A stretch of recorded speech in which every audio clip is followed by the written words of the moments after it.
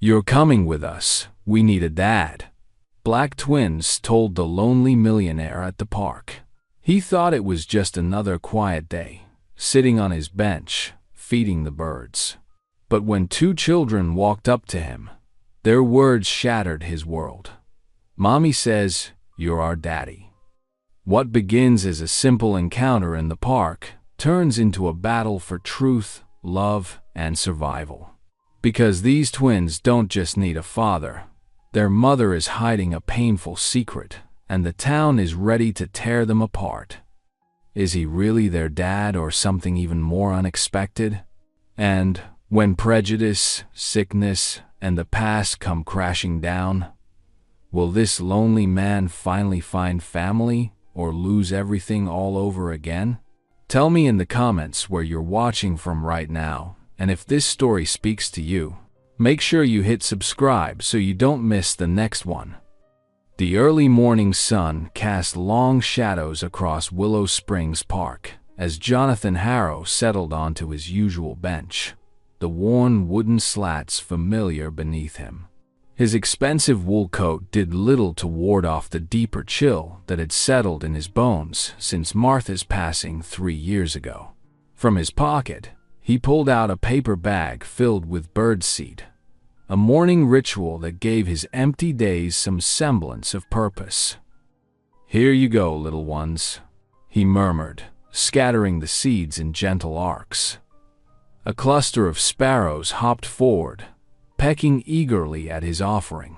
The sight brought a faint smile to his weathered face, though it didn't quite reach his eyes. All around him, the park buzzed with life. A young mother pushed a stroller while chatting on her phone. Two joggers laughed as they passed, their breath visible in the crisp air. Near the playground, a father lifted his giggling daughter onto his shoulders, her delighted squeals carrying across the morning stillness. Jonathan watched them all with a detached sort of sadness. His massive Tudor mansion on Highland Avenue stood silent and empty, its 14 rooms echoing with memories of a happier time. Martha had always wanted children, but their careers had gotten in the way. Now, his success felt hollow. All those millions in the bank couldn't buy back the family they'd never started. He checked his platinum watch, 7:15. Time to head back to another day of meaningless meetings and quiet meals alone. As he gathered his coat around him and prepared to stand, movement caught his eye. Two children approached his bench with determined steps. They were African American, obviously twins, and couldn't have been more than 10 years old. The girl walked slightly ahead, her chin lifted with surprising confidence, while the boy hung back half a step, studying Jonathan with thoughtful eyes. Before Jonathan could react, the girl planted herself directly in front of him. Her brother moved to stand beside her, and though quieter, his presence was equally resolute. Jonathan found himself pinned by their matched gazes, the girl's bold and challenging, the boy's gentle but unwavering. "You're coming with us," the girl announced firmly, as if stating an undeniable fact. "We need a dad." Jonathan's breath caught in his throat. The paper bag of birdseed slipped from his suddenly numb fingers, scattering across his polished leather shoes. The sparrows scattered, but Jonathan barely noticed, too shocked by the words that had just upended his carefully ordered world. He sat frozen on his bench, staring at these two children, who had appeared out of nowhere to shake the foundations of his solitary existence with 6 simple words.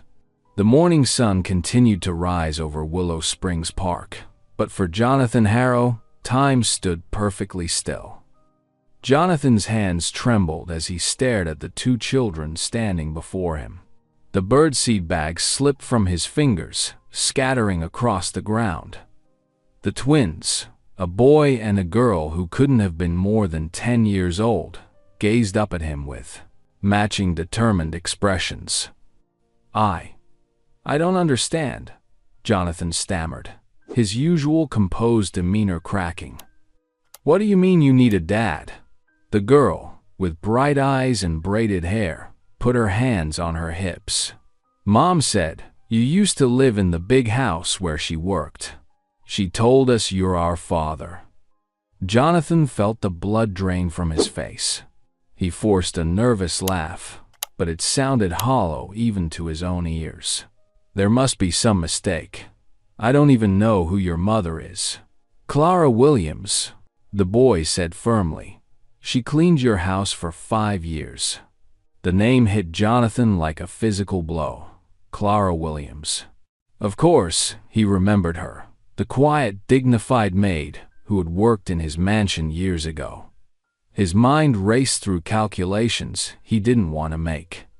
"Listen, children," Jonathan said, trying to keep his voice steady. "These are very serious claims. You shouldn't go around saying such things to strangers." The girl's chin lifted stubbornly. "We're not strangers. We're your kids. Mom has a picture of you from back then." Jonathan's heart pounded against his ribs. The twins stood their ground, their eyes, so serious, so certain, fixed on his face. There was something in their features, something hauntingly familiar that he couldn't quite place. "Zara, Daniel." A woman's voice cut through the morning air. Jonathan looked up to see Clara Williams hurrying across the park. She wore neat, simple clothes and carried herself with the same quiet dignity he remembered from years ago. When their eyes met, she stopped short, color draining from her face. "I'm so sorry, Mr. Harrow," Clara said, her voice barely above a whisper. She grabbed each child by the shoulder. "They shouldn't have bothered you." "Mom, we just wanted to." The boy, Daniel, started to protest. "Hush now." Clara cut him off, but her hands trembled on their shoulders. Jonathan couldn't find his voice. He watched as Clara guided the twins away, their small faces turning back to look at him until their mother urged them forward.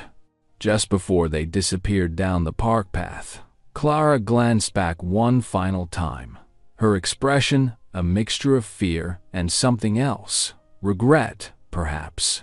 Alone on his bench once more, Jonathan sat perfectly still, the scattered birdseed forgotten at his feet. The twins' words echoed in his mind, and unwanted memories of that time period surfaced. Late nights at the office, too much whiskey, Martha away visiting her sick mother for months. His carefully ordered world suddenly felt like it was built on shifting sand. For the first time in years, the morning silence felt not just empty, but heavy with unanswered questions. Jonathan's hands shook as he poured himself 2 fingers of whiskey in his dimly lit study. The crystal decanter clinked against the glass, betraying his unsteady nerves. Outside his mansion's windows, darkness had settled over the manicured lawns, but he couldn't find peace in the familiar evening routine. "Clara Williams," he whispered to the empty room, the name bringing forth a flood of memories he'd buried years ago.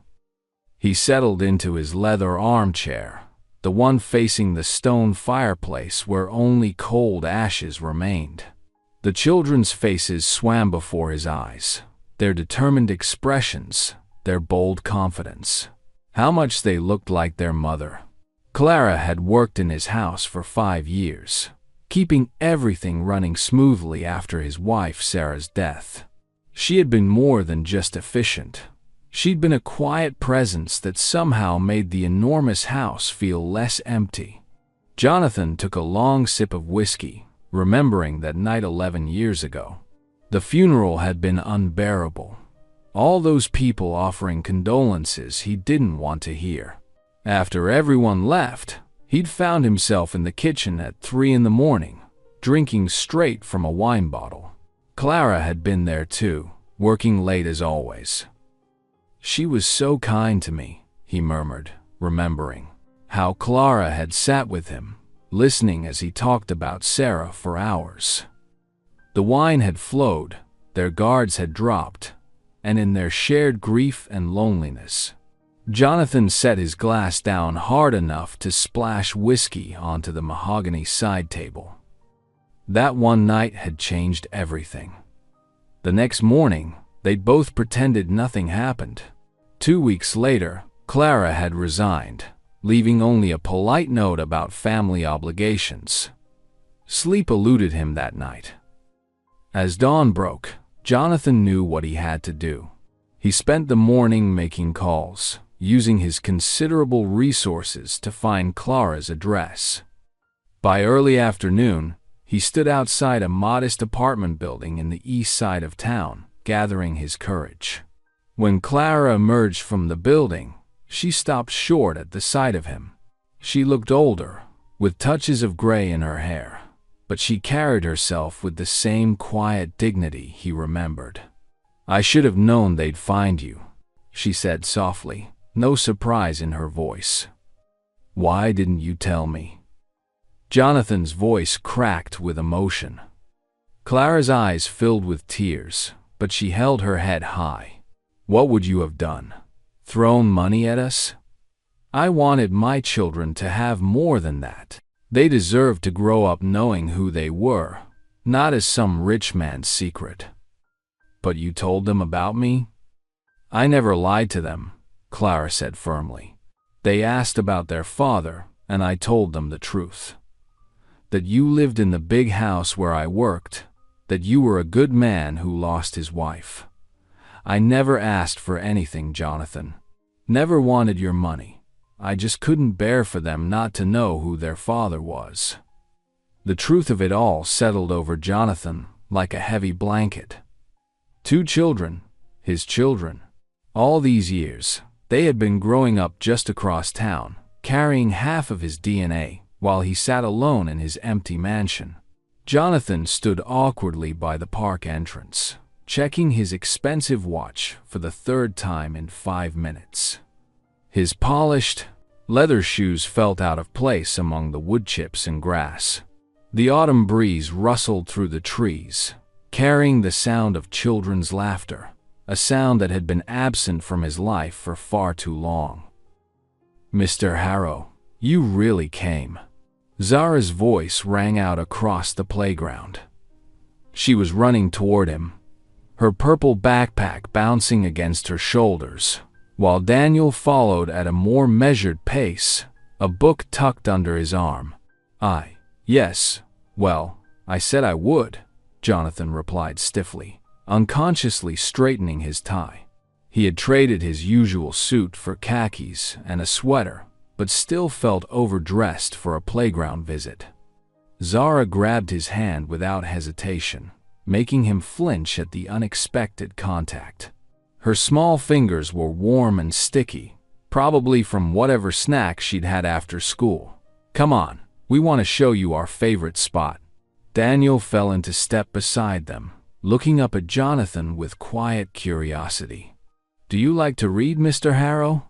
he asked softly, showing him the worn copy of Bridge to Terabithia he was carrying.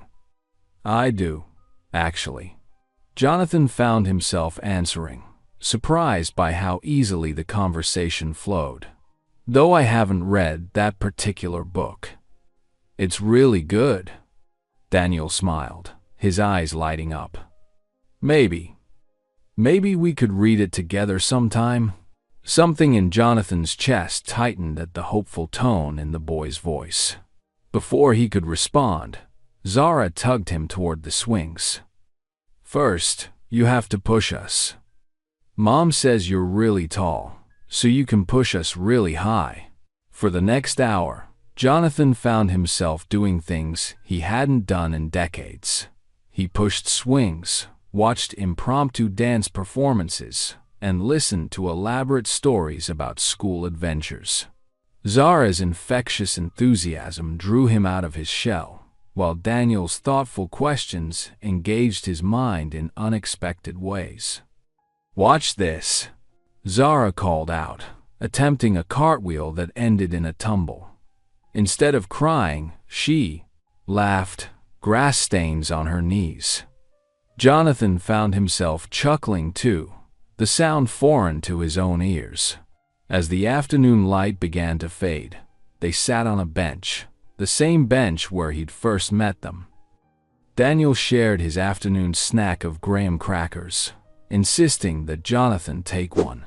Zara hummed a tune she was learning on the piano, swinging her legs in rhythm.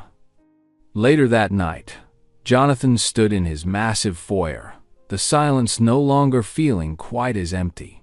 He could still feel the phantom warmth of their small hands in his, Zara's energetic grip and Daniel's gentle touch. Their laughter echoed in his memory, chasing away some of the loneliness that had been his constant companion. Standing in front of the large mirror in his hallway, Jonathan looked at his reflection. The man staring back seemed different somehow, less rigid, more human. He touched his cheek, surprised to find the ghost of a smile there. "Maybe," he whispered to himself, his voice barely audible in the quiet house, "maybe I can try." Jonathan shifted his weight from one foot to another outside Clara's modest apartment building. The peeling paint and cracked concrete steps were a stark contrast to his tailored suit. He knocked on the door, his knuckles barely touching the worn wood before it opened. Clara stood in the doorway, her eyes tired but watchful. "They're just getting their shoes on," she said quietly. The twins burst past their mother with excited grins. "Can we go to the park again?" Daniel asked, bouncing on his toes. "Actually," Jonathan replied, his voice gentler than usual, "I thought we could take a walk around the neighborhood today." As they strolled down the sidewalk, Zara skipped ahead while Daniel hung back, studying Jonathan's face as if memorizing every detail. The boy's searching looks reminded Jonathan so much of himself that it made his chest tight. "Mrs. Peterson, next door had to move away," Zara announced suddenly, her skip turning into a shuffle. "She made the best cookies." Daniel nodded solemnly. "Mr. Roberts, he owns the building. He told Mommy that people like us don't belong here anymore." "What does that mean?" Jonathan's steps faltered. He glanced back at Clara's building, noting the other well-kept apartments surrounding it. Understanding dawned like a cold wave washing over him. The landlord said that? Jonathan kept his voice steady, though anger sparked in his chest. "Mommy cried when she thought we were sleeping," Zara added, her small hand slipping into Jonathan's. "Are we going to have to leave too?" The touch of her hand, so trusting and warm, made Jonathan's throat tighten. These children, his children, shouldn't have to understand what prejudice meant at such a young age. The weight of his years of absence pressed down on him like a physical burden. They completed their walk as the sun began to set, painting the sky in shades of orange and purple. Jonathan watched as Clara called the twins inside from the doorway, their small bodies disappearing into the building that might not be their home much longer.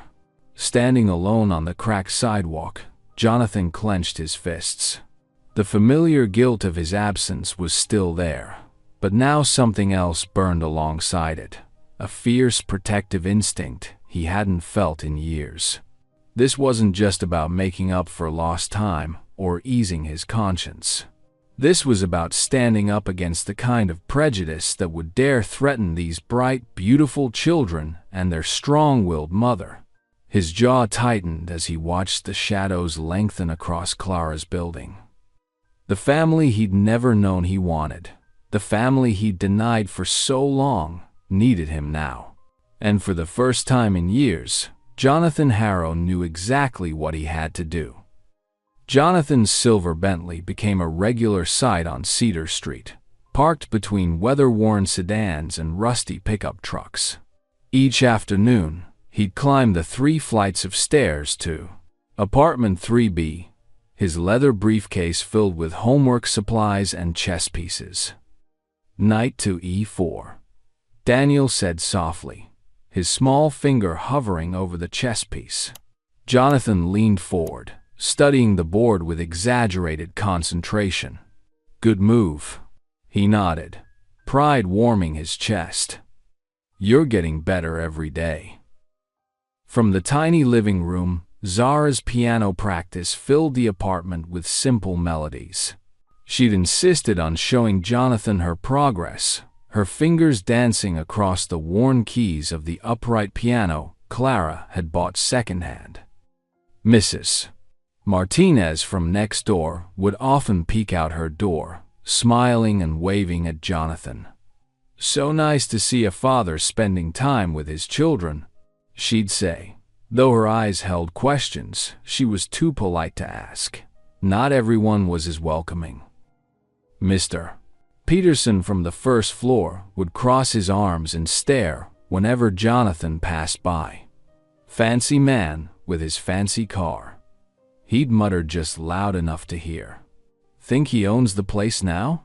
Clara kept her distance during these visits, but Jonathan could feel her watching from the kitchen, her presence both comforting and unsettling.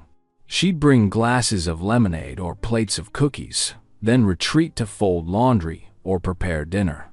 One evening, after helping Zara master a particularly challenging piano piece and watching Daniel checkmate him for the first time, Clara surprised him. Would you like to stay for dinner? She asked quietly. Jonathan hesitated, his heart beating faster.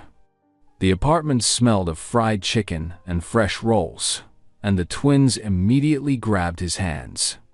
Please stay, they begged in unison. Well, I suppose I could, he said, trying to sound casual despite the emotion tightening his throat. The kitchen table was small, covered with a checkered cloth that had seen better days. 4 mismatched plates were set out, along with paper napkins folded into triangles. Jonathan sat where Zara directed him, feeling both out of place and strangely at home. Clara placed a steaming platter in the center of the table.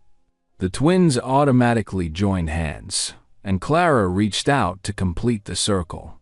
Jonathan stared at their offered hands for a moment before taking them. Dear Lord, Clara began, her voice soft but steady. We thank you for this food and for bringing us together as a family. Jonathan's throat tightened at the word family. The twins' small hands were warm in his, and Clara's gentle touch sent a current of belonging through him he hadn't felt since his wife passed. Yet fear crept in, alongside the joy, fear of these precious moments being temporary, fear of losing this newfound warmth, fear of not deserving this second chance at happiness. He opened his eyes to see Zara peeking at him through her lashes, a knowing smile on her face. Daniel squeezed his hand gently, as if sensing his inner turmoil. Clara's amen brought him back to the present moment, to this humble kitchen filled with more love than his massive mansion had known in years. The morning sun streamed through the stained glass windows of First Baptist Church, casting rainbow patterns across the wooden pews. Jonathan Harrow sat stiffly in his Sunday best, aware of the hushed conversations and sideways glances from the congregation around him. Clara sat beside him in a crisp blue dress, her head held high despite the whispers. The twins, dressed in their Sunday finest, flanked them on either side. Zara fidgeted with the ribbon in her hair while Daniel thumbed through the hymnal.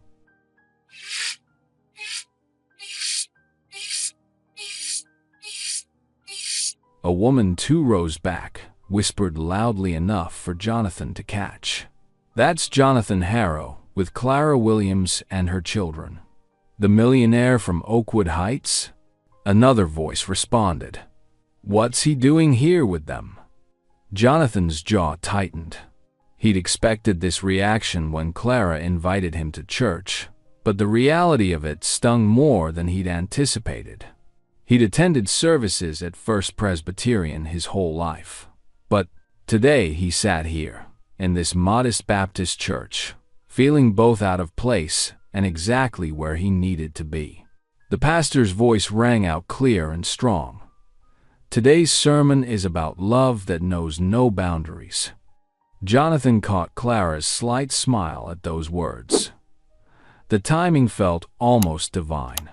Throughout the service, the whispers continued. Some were curious, others disapproving. An elderly deacon near the front kept turning around to stare, his expression a mix of confusion and judgment. Jonathan noticed how some parents pulled their children closer when they walked past, as if his presence beside this black family somehow threatened their own world. Brothers and sisters, the pastor continued, we are all God's children. The words hung in the air, heavy with meaning. Zara leaned against Jonathan's arm, seemingly oblivious to the stares. Her small hand reached for the hymnal, and she shared it with him as the congregation stood for the final song. The familiar melody of Amazing Grace filled the sanctuary. Jonathan felt a lump form in his throat as Zara's small fingers found his hand. She squeezed it gently, looking up at him with a bright smile that carried no trace of the judgment surrounding them. In that moment, the whispers faded away. He stood straighter, his voice joining the congregation in song. Clara's rich alto harmonized perfectly with Zara's clear, high notes. Even quiet Daniel hummed along. They weren't just four individuals standing in a pew anymore. They were a family. The realization hit Jonathan like a ray of sunlight breaking through clouds. He didn't care what anyone thought. Let them stare. Let them whisper. The warmth of Zara's hand in his, the sound of their voices joining together in praise, this was what mattered. For the first time in years, he felt truly proud, not of his wealth or status, but of who he was becoming and the family he was choosing to love. The morning sun filtered through Jonathan's study windows as he stared at the DNA testing kit on his desk. His fingers drummed nervously against the polished mahogany surface while Clara sat across from him, her hands folded carefully in her lap. "Are you absolutely sure about this?" Jonathan asked, his voice barely above a whisper. Clara nodded, her eyes gentle but determined. "We need to know, Jonathan, for the twins' sake, for all our sakes." The testing process itself was simple enough. Just a quick cheek swab. But as Jonathan sealed the envelope containing their samples, his hands trembled slightly. This small package held the power to change everything. Over the next 2 weeks, Jonathan found himself checking his mailbox multiple times a day. The waiting felt endless. He threw himself into work, reviewing contracts and acquisition proposals, but his mind kept drifting to Zara and Daniel. He'd grown so fond of their weekend chess matches, their excited chatter about school, the way Zara's face lit up when she mastered a new piano piece. During one particularly restless evening, Jonathan paced his study, pausing at the window to watch the sunset paint the sky in shades of orange and pink. "What if?" he murmured to himself, unable to complete the thought. The possibility of not being their father made his chest tighten uncomfortably. Clara called him every few days, her voice carrying the same mix of anxiety and hope that he felt. "No news yet?"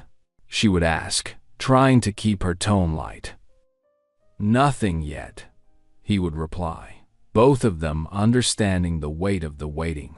Finally, on a quiet Tuesday afternoon, Jonathan's housekeeper brought in the mail. Among the usual business correspondence was a plain white envelope from the medical laboratory. His heart jumped to his throat as he picked it up, its contents suddenly feeling as heavy as lead. He sat at his massive dining table, the envelope before him like a ticking time bomb. Sunlight streamed through the floor-to-ceiling windows, warming his shoulders, but he felt cold inside. With fingers that didn't quite feel like his own, he carefully opened the envelope and unfolded the crisp paper inside. His eyes scanned the document, medical terminology blurring together until they landed on the conclusion section. The words seemed to leap off the page, each one striking like a physical blow. The alleged father is excluded as the biological father of the tested children. The paper slipped from his trembling hands, floating down to rest on the polished table surface. Jonathan sat there, completely still, as the weight of the truth settled over him. The silence of his massive dining room pressed in around him, suddenly feeling more suffocating than ever before. All he could think about was Zara's bright smile and Daniel's determined face as he contemplated his next chess move. The test results lay there on the table, but the love he'd developed for these children felt no less real, no less powerful. Yet now, everything had changed. Clara's tears fell freely as she sat in Jonathan's study, the DNA results scattered across his desk like fallen leaves. Her hands trembled as she tried to explain through her sobs. I wasn't completely sure," she admitted, her voice breaking. "That night, there was someone else.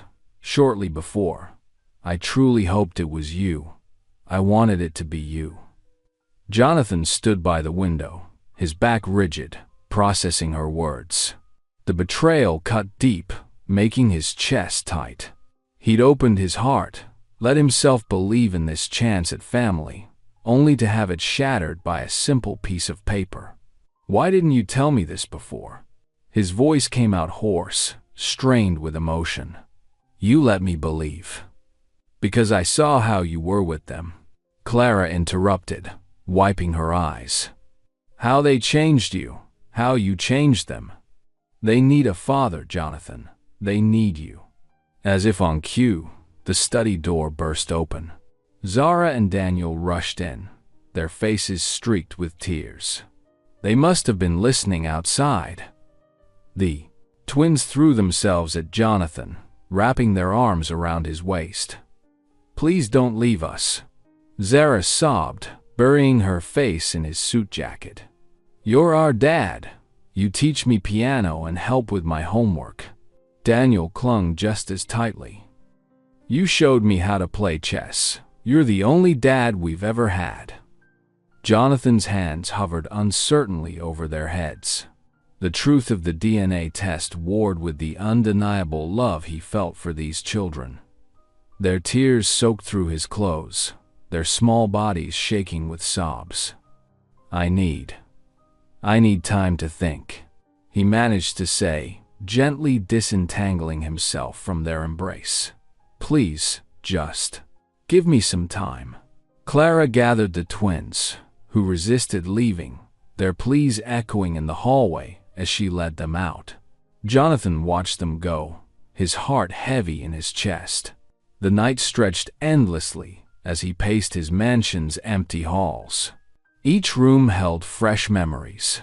Zara practicing at the piano in the music room, Daniel concentrating over chess pieces in the library, family dinners in the dining room filled with laughter and prayer. He found himself in his late wife's garden, where the moonlight cast silver shadows across the roses she'd once tended. What would she have said about all this?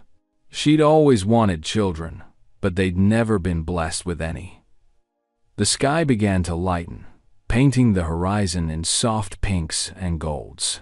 Jonathan's footsteps carried him back inside, his decision crystallizing with the dawn. He found Clara and the twins in the kitchen, where they'd apparently spent the night waiting. Kneeling before Zara and Daniel, he took their small hands in his. Their eyes, still red from crying, watched him anxiously. Jonathan's voice was soft but sure as he whispered, "Blood doesn't matter. I'm here. I choose you." The mahogany-paneled town council chamber buzzed with tension as Jonathan Harrow adjusted his tie, taking his usual seat in the back row. The room was packed tonight. He could feel the weight of stairs as Clara slipped into the seat beside him, her hands clasped tightly in her lap. At the front, Clara's landlord, Mr. Peterson, stood at the podium, his voice dripping with false concern. "It's about maintaining property values," he insisted, gesturing to his proposed housing ordinance. "We need to be selective about who lives in certain neighborhoods." Jonathan's jaw tightened. He knew exactly what Peterson meant by selective. He glanced at Clara, seeing the quiet dignity in her posture, even as her eyes glistened with unshed tears. "Furthermore," Peterson continued, "I propose stricter screening processes for tenants in the historic district." That was enough. Jonathan stood, his chair scraping against the wooden floor. Heads turned as he made his way to the front, his expensive shoes clicking against the tiles. Clara's soft gasp echoed in the sudden silence. "Mr. Harrow," the council chairman acknowledged, surprise evident in his voice. "You wish to speak?" "I do." Jonathan's voice carried clearly through the chamber. "I've sat silent through too many of these meetings, watching good people get pushed out of their homes through thinly veiled discrimination." Peterson's face reddened. "Now see here, Harrow." "No, you see here." Jonathan cut him off, his voice steady but firm. "I've known Clara Williams and her children for months now. They're more deserving of a home in this town than anyone in this room. What you're proposing isn't about property values. It's about prejudice, plain and simple." Murmurs rippled through the crowd. Jonathan could see some nodding in agreement, while others shifted uncomfortably in their seats. "And to prove my commitment to real change in Willow Springs," Jonathan continued, pulling a folder from his briefcase, "I'm pledging half of my fortune to build a community center.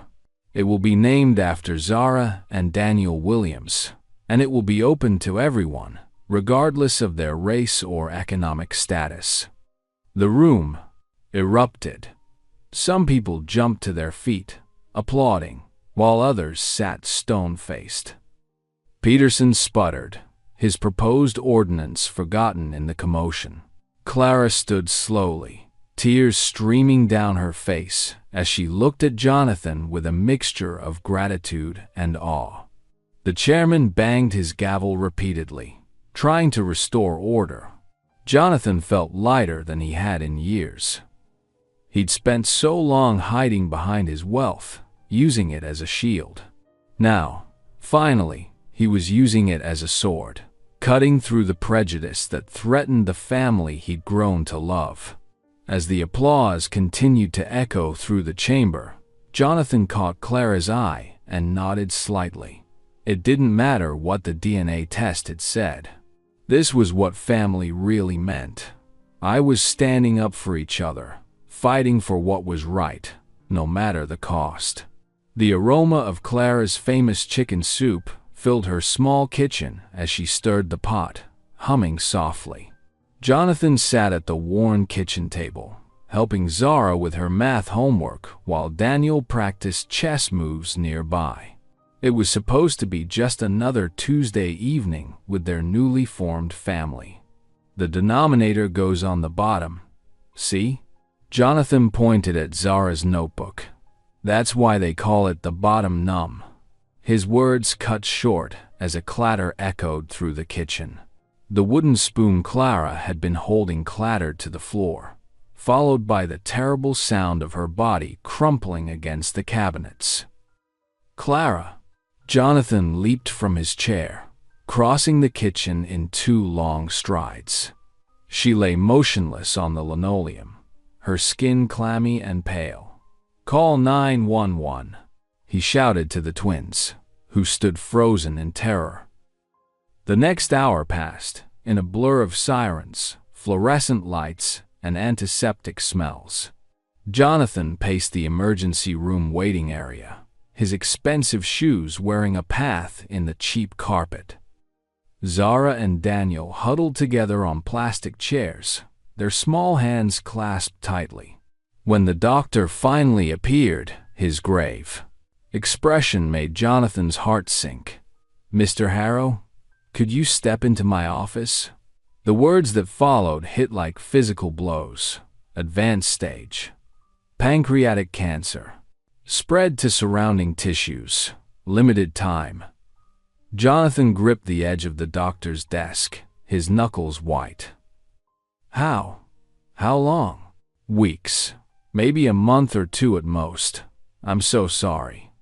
Back in Clara's hospital room, she lay against stark white pillows, looking smaller and more fragile than he'd ever seen her. The twins curled up on either side of her bed, their faces streaked with tears. Jonathan watched through the window, his chest tight with an agony he hadn't felt since losing his wife. "Why didn't you tell me you were sick?" he asked later, after the twins had fallen asleep in the chairs beside her bed. Clara's eyes, though tired, held their usual strength. "I thought it was just exhaustion. Working 2 jobs, raising the kids." She reached for his hand. "I should have known better." Jonathan squeezed her fingers, fighting back tears. "We'll fight this. I'll get the best doctors. Try experimental treatments." "Jonathan," she interrupted softly, "promise me you'll take care of them." He couldn't speak, could only nod as the weight of her request settled over him. Later that night, after Clara had drifted off to sleep and the twins were taken home by a neighbor, Jonathan found himself in the hospital's small chapel. The space was empty, lit only by flickering candles. He sank into the front pew, his shoulders shaking with silent sobs. "Please," he whispered, his voice rough with emotion. It had been years since he'd prayed, not since Sarah's death. "Don't take them from me too.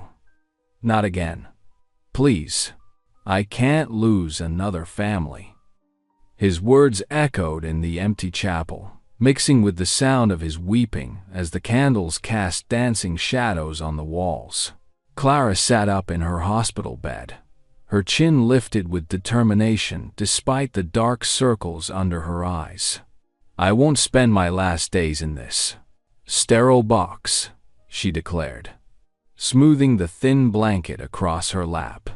"My babies need memories of their mama at home, not hooked up to machines."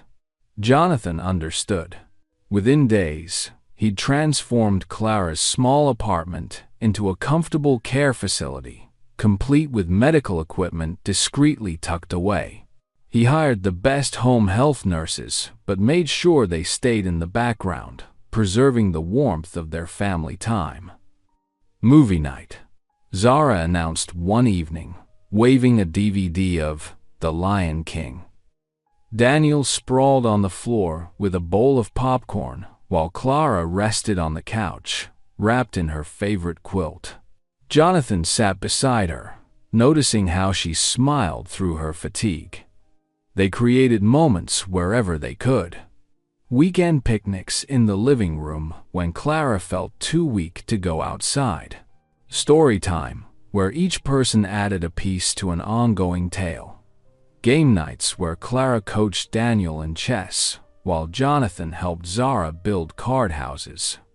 "Remember this," Clara would whisper sometimes, watching her children laugh.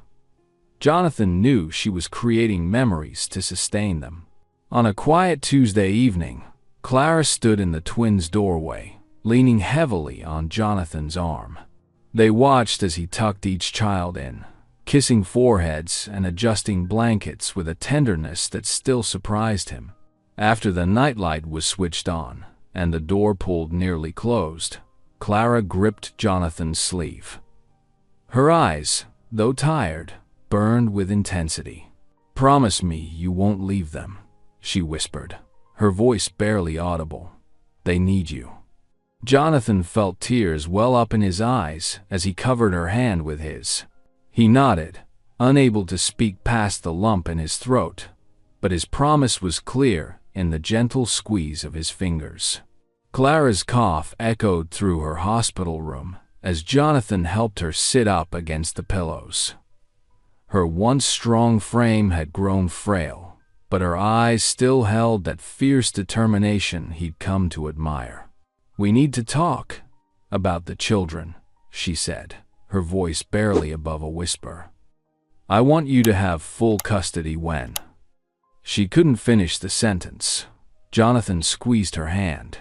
"I'll take care of everything." But Walter Griggs, the landlord who'd tried to evict Clara months ago, had other plans. When word spread about Jonathan's petition for guardianship, Griggs filed a formal objection with the court. "It's not natural," Griggs proclaimed loudly in the courthouse hallway. "A white millionaire raising colored children? There's something wrong there." The courtroom crackled with tension as Judge Margaret Ellis called the hearing to order. Jonathan sat straight-backed in his suit, while his lawyer presented documentation of his financial stability and the strong bond he'd formed with the twins. "Mr. Harrow has been a father figure to these children," his attorney argued. "He's provided them with love, support, and stability." The opposition painted a different picture. "Mr. Harrow has no experience raising African-American children," Griggs's lawyer insisted. "They need to be with their own kind." Judge Ellis's eyes narrowed at the thinly veiled prejudice. "This court deals in facts, counselor, not stereotypes." Clara testified from her wheelchair, her voice weak but resolute. "Jonathan loves my children. He sees them, not their color. That's all I've ever wanted for them." When Judge Ellis delivered her verdict, the courtroom fell silent. "Having reviewed all evidence and testimonies, I find Jonathan Harrow not only suitable but exemplary as guardian. Custody granted." Zara and Daniel burst from their seats, tears streaming down their faces as they ran toward Jonathan. "Daddy!" They cried in unison, throwing themselves into his arms.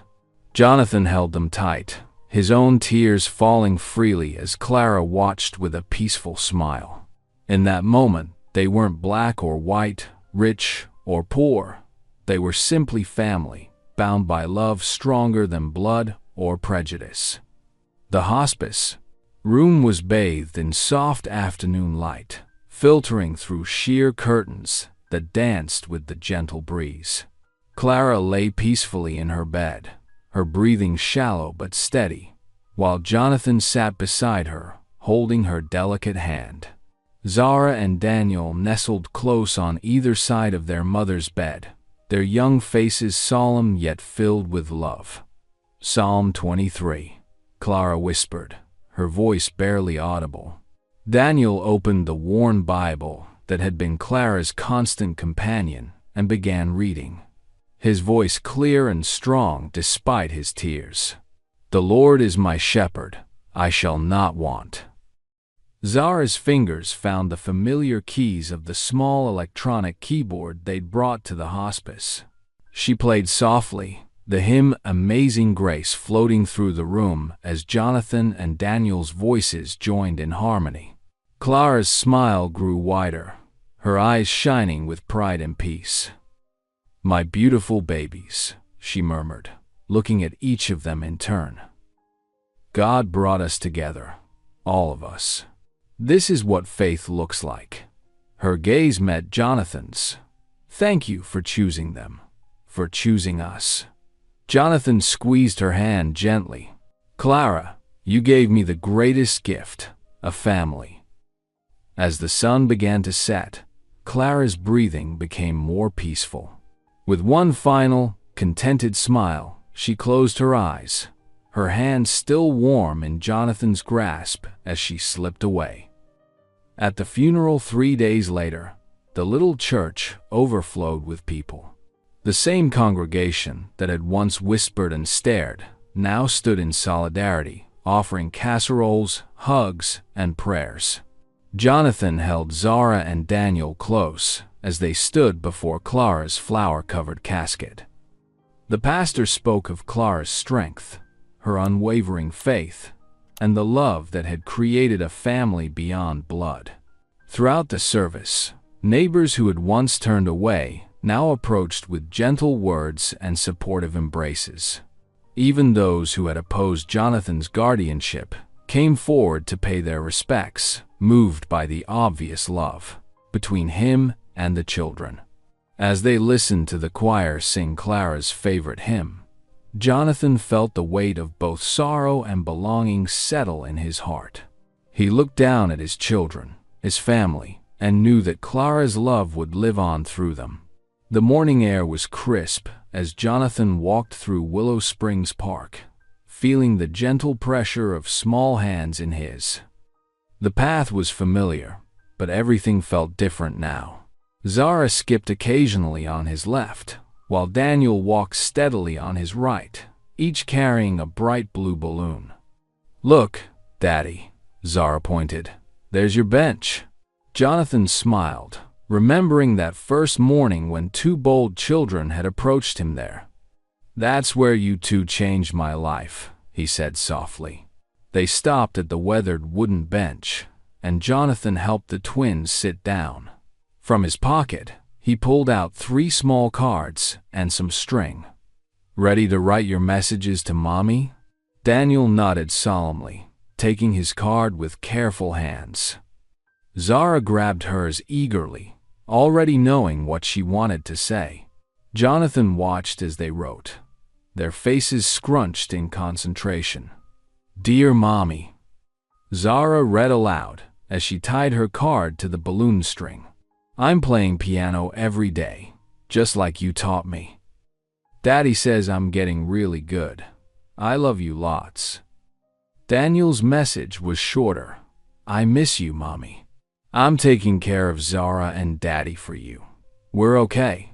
Jonathan's hands trembled slightly as he attached his own card. The children looked up at him expectantly, and he read, "Thank you, Clara, for giving me the greatest gift, our children." Together, they stood and released the balloons. 3 blue dots rose against the clear sky, carrying their love heavenward. Tears streamed down Jonathan's face as he watched them float away. "You came to save me," he whispered, thinking of that lonely morning months ago. Zara and Daniel turned to him, their faces shining with love and wisdom beyond their years. Together they answered, "No, Daddy, you saved us." Jonathan gathered them close, feeling truly whole for the first time in years. In this moment, he understood that redemption wasn't just about being saved. It was about the love, faith, and hope that had brought them all together. Thank you for being here. Thanks for watching this, Peter. One for more. If something in this story stayed with you, I'd love to see you again. Subscribe, and tomorrow, I'll bring you another story crafted with heart.